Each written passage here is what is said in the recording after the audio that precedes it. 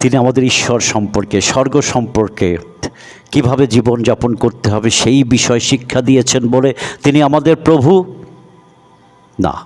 প্রভু যীশু জেরুজালেমে কেন প্রবেশ করেছিলেন সেই বিষয়ে গতকাল একটি ভিডিওতে আমি তা উল্লেখ করেছি।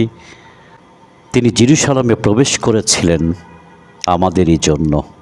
আজ আমি প্রভু যীশুর জেরুজালেমে প্রবেশের আরও একটি গুরুত্বপূর্ণ বিষয়, যা আমার কাছে খুবই গুরুত্বপূর্ণ মনে হয়েছে, সেই বিষয়টি আপনাদের সামনে শেয়ার করছি।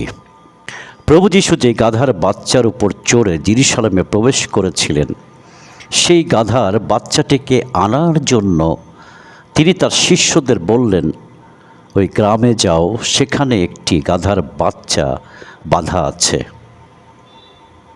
সেটা নিয়ে এসো। যদি কেউ কিছু বলে তবে বলো প্রভুর দরকার আছে।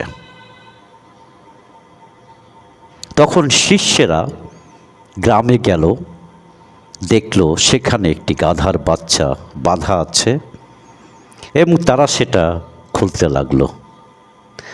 তখনই ওই গাধার বাচ্চার মালিক এবং আরও কয়েকজন লোক সেখানে দাঁড়িয়েছিল।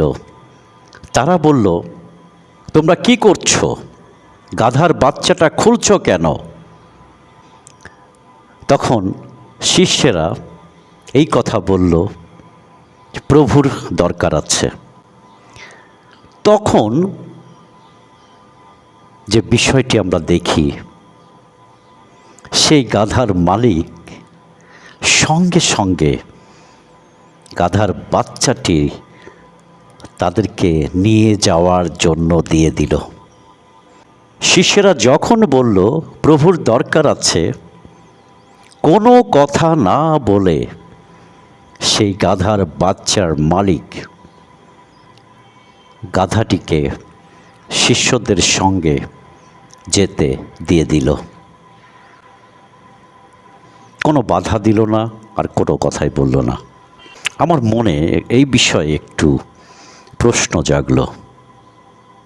কয়েকজন লোক এসে একটা গাধার বাচ্চা খুলে নিয়ে যাচ্ছে আর বলছে প্রভুর দরকার আছে।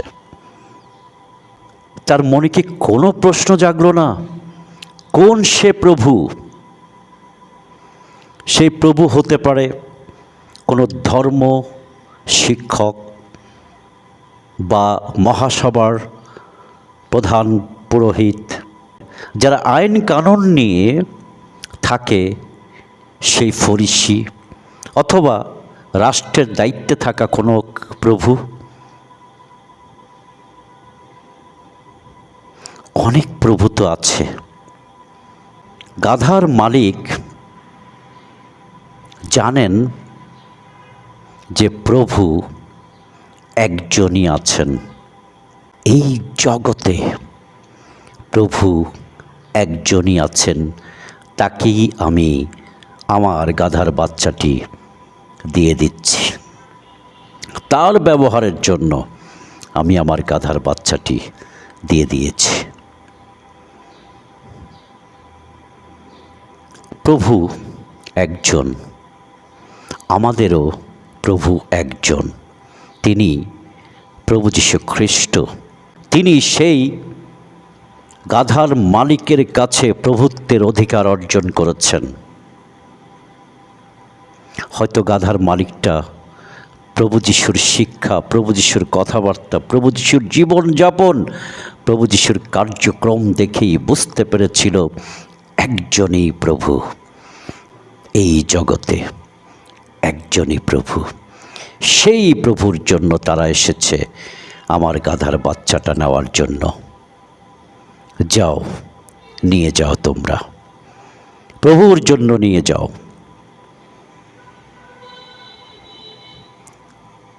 প্রিয় ভাই বোন, প্রভু একজন, আমাদের প্রভু একজনই, যিনি মুক্তিদাতা যীশু খ্রিস্ট।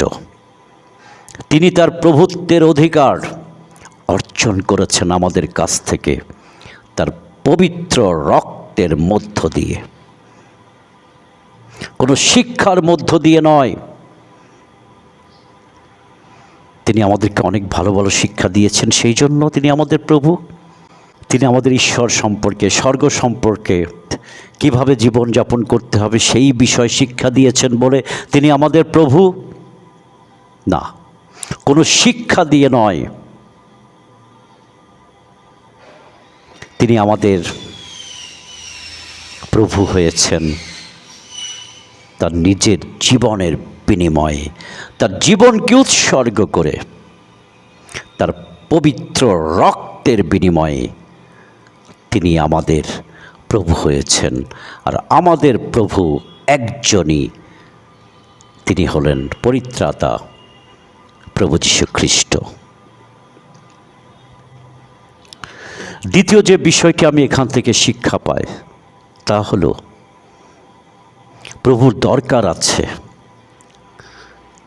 প্রভুর দরকার আছে। প্রভু চাইলেন, গাধার মালিকটা দিয়ে দিলেন। প্রভু যীশু আমাদেরকে সেই কথা বলেন,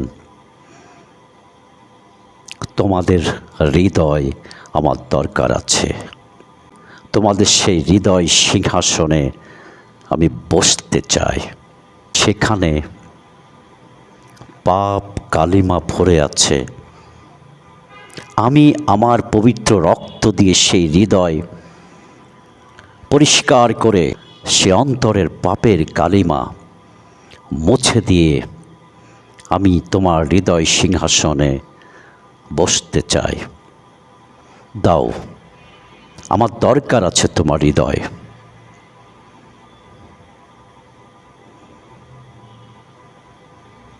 সেই গাধার মালিকটা দিয়ে দিয়েছিল প্রভু চাওয়ার সঙ্গে সঙ্গে। প্রভুর দরকার আছে, তাই আমরা কি দিব? আমরা কি দিব আমাদের হৃদয়টা প্রভু যিশুর জন্য? হ্যাঁ প্রভু, তুমি আসো আমার হৃদয় সিংহাসনে, আমার সমস্ত পাপের কালিমা তোমার রক্ত দ্বারা তুমি মুছে দাও, ধৌত করো, পরিষ্কার করো, এবং আমার হৃদয় সিংহাসনে বসেই তুমি আমাকে নিয়ে প্রবেশ করো সেই স্বর্গের মহিমায়, যেখানে রয়েছে মহান ঈশ্বর।